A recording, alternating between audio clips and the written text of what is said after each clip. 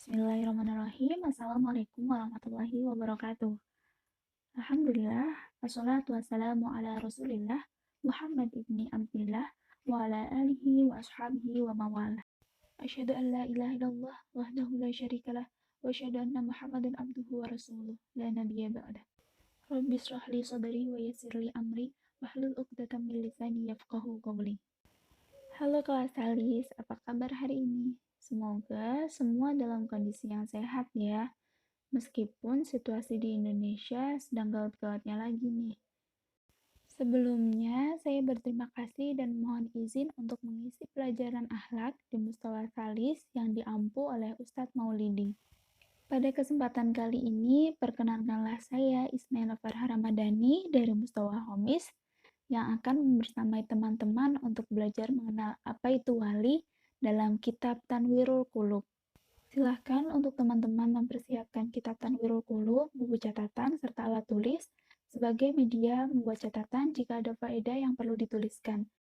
Oke, jika sudah siap, sebelum memulai pelajaran, alangkah lebih baiknya kita bersama-sama berdoa dan meniatkan aktivitas belajar hari ini sebagai bagian dari ibadah kita kepada Allah Subhanahu wa Ta'ala. Bismillahirrahmanirrahim. Raditu billahi rabbah wa bil islami dina wa bi Muhammadin nabiyya wa rasulah. Rabbi zidni ilmah warzuqni fahmah. Amin ya rabbal alamin. Kitab Tanwirul Qulub fi Muamalatil Alamul Ghuyub merupakan karya Syekh Muhammad Amin Al-Qurdi Al-Irbili Asy-Syafi'i. Di dalamnya banyak mengupas tentang ibadah, akidah, tasawuf, dan akhlak. Syekh Muhammad Amin bin Futuhah Zadah Al-Qurdi Al-Irbili merupakan sufi besar yang hidup pada abad 13 Hijriah. Beliau penganut sekaligus mursyid tarekat Naqsabandiyah, dan dalam fikih beliau menganut mazhab Imam Syafi'i. Selanjutnya kita memasuki sesi pemaknaan kitab ya teman-teman. Apakah sudah dibuka semua kitabnya? Bismillahirrahmanirrahim. Faslu fi fadlil awliya'i wa subutil karamatihim minal kitabi wa sunnati. Faslun utawi kiku fasol fi fadlil awliya'i ing dalam keutamaane awliya. Wasbut karamatihim lan tetepe karomah. Min kitabi wa sunnati saking kitab wa sunnah. Qala Allah Ta'ala ngendikane sapa Allah Ta'ala, ala inna awliya illahi setuhune para waline Allah, la khaufun iku ora wedi alaihim ngatasi awliya Allah, wala hum yahzanun lan ora podo sedih sapa para waline Allah. Wa qala alihi salatu wassalam lan ngendikane Ali salatu wassalam, inna setuhune min ibadillahi saking hambane Allah, ibadan hamba-hambane Allah, yaqbutuhu gawe iri ambiyai wa syuhada saking bangsa ambiya wa syuhada. Qala dawuh man sinten hum ibadan ya Rasulullah, wahai Rasulullah, la'allana nuhibbuhum senang-senang kita sapa ibadan. Humma qala dawuh sapa Rasul, hum kaumun mereka tuwaka saking kaume, tahabbu bin nurillahi kang padha remen saking cahayane Allah, ala ghairi amwalin wa ansabin sana saking harta lan keturunan. Wujuhum utawi wajahi ibad nurun bercahaya, wahum utawi ibad ala mimbari ing atase mimbar-mimbar minan nuri saking cahaya. La yakhafuna ora wedi sapa ibad idza khafan nasu nalikane padha wedi sapa menungso, wala yahzanuna lan ora padha sedih sapa ibad idza hazinan nasu nalikane padha sedih sapa menungso. Rawahu Nisa'i wal Ibnu Habban fi sahihi. Hadis kang diriwayatakan Nisa wa Ibnu Habban ing dalam kalebu hadis sahih. Nah, teman-teman, pada bab ini kita akan mempelajari keutamaan para wali dan tetapnya karomah para wali melalui Al-Quran dan Sunnah. Dalam surat Yunus ayat 62, Allah berfirman, "Ala inna awliya Allahi la khaufun alaihim wa lahum yahzanun." Yang artinya, ingatlah bahwa para wali Allah atau aulia Allah itu tidak ada ketakutan pada mereka dan mereka pun tidak bersedih hati. Dan dalam hadis pun Rasulullah Shallallahu Alaihi Wasallam bersabda, sesungguhnya di antara hamba-hamba Allah ada yang membuat para nabi dan orang-orang yang mati syahid atau syuhada iri hati. Lalu ada satu sahabat Nabi ini bertanya, "Manhum ya Rasulullah? La'allana nuhibbuhum." Siapakah mereka, wahai Rasulullah, agar kami dapat mencintai mereka? Lalu dijawablah oleh Rasulullah, mereka adalah suatu kaum yang saling mencintai karena cahaya Allah, bukan karena harta, dan bukan pula karena keturunan. Wajah mereka bercahaya, mereka berada di atas mimbar-mimbar cahaya. Mereka tidak merasa takut di saat orang lain merasa takut. Mereka juga tidak bersedih hati di saat orang lain bersedih hati. Masya Allah. Kemudian Rasulullah membacakan firman Allah Ta'ala. Ingatlah bahwa para wali Allah itu tidak ada ketakutan pada mereka dan mereka pun tidak bersedih hati. Sumatala iku nuli diikuti ayata madkurata ayat kang disebutake. Wa zuhurul karomati utawi tampake karomah ala auliyai ing atase aulia jaizun aqlan menangi akal mawaqi'un naqli lan tumebone dalil naqli amma jawazuhu menangi karomah aqlan kalebu akal wali annahu mengkonalikane opo karomah laisa sanes iku bimustahilin fi qudratillahi ta'ala saking zat kang kuasane Allah ta'ala bal huwa min qabilil mungkinati bahkan apa karomah iku termasuk hal-hal sing kemungkinan terjadi kadzuhuru mukjizatin nabi kaya tanpa mukjizat sapa nabi wala yalzamu lan ora wajib min jawaziha saking wenangi karomah wa wuqu'uha mahalun lan tumibune karomah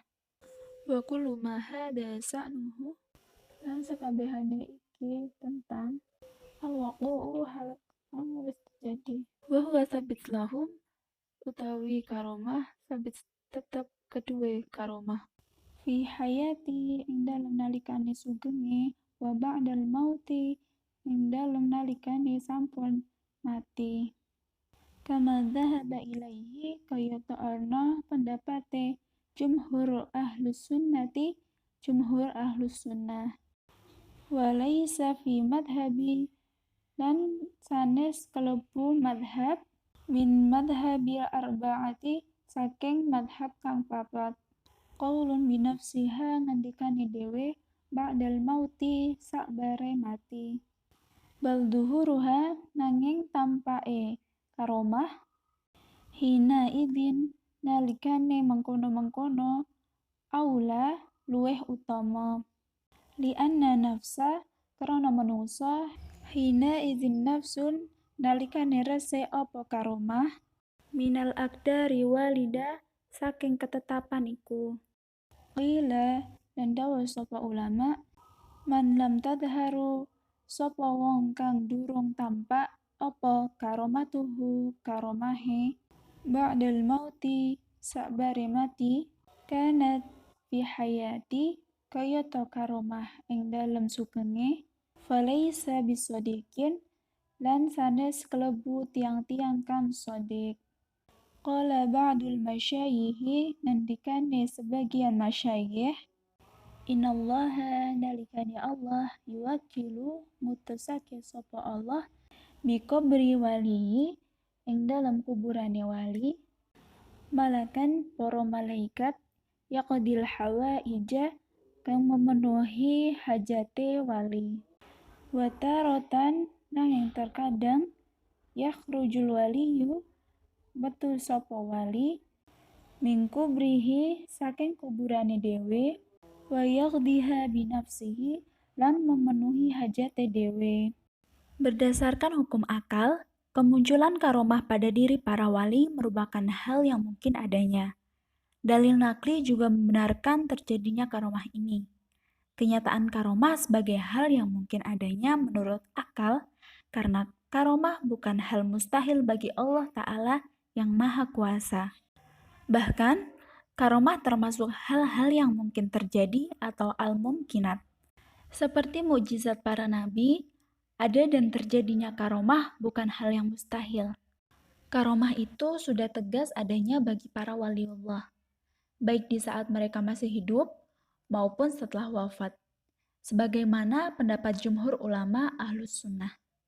Dan di dalam 4 madhab populer tidak ada yang menafikan kelangsungan karomah para wali setelah para wali tersebut wafat. Bahkan, penampakan karomah setelah mereka wafat dianggap lebih utama, sebab saat itu nafsu berada dalam kondisi bersih dari berbagai kotoran. Karena itulah, ada ulama yang mengatakan barang siapa karomahnya tidak nampak setelah dia wafat, sebagaimana dulu ketika masih hidup, maka dia itu bukan orang yang beriman sejati atau shodiq. Beberapa syekh sufi pun sependapat bahwa sesungguhnya Allah menugaskan malaikat di kuburan para wali untuk memenuhi berbagai hajat. Namun, terkadang wali itu keluar dari kuburannya untuk memenuhi sendiri hajat-hajat tersebut. Ketika sains mulai berkembang yang membuahkan teknologi modern, di dunia barat sekarang ini telah merasakan kehilangan makna kemanusiaannya. Kehidupan yang dibelenggu oleh paham individualis, kasih sayang dan silaturahmi kini kian memudar. Manusia sibuk berkompetisi dan tolak ukur keberhasilan seseorang terletak pada materi. Mereka telah teralienasi dari nilai spiritualitas dan Tuhannya, sehingga tidak mengherankan jika akhir-akhir ini tasawuf mulai merebak dibicarakan. Sebagai salah satu jalan menangkal material dan sekular adalah melalui tasawuf.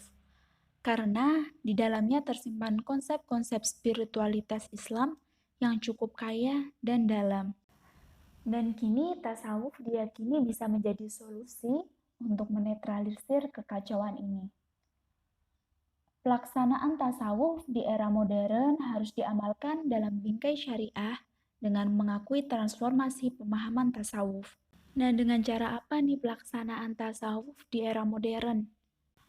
Pelaksanaan tasawuf di era modern dapat diimbangkan dengan kecerdasan spiritualitas dalam menuju jalan tasawuf, yaitu dengan penjelajahan kehidupan spiritualitas untuk mendekatkan diri kepada Allah.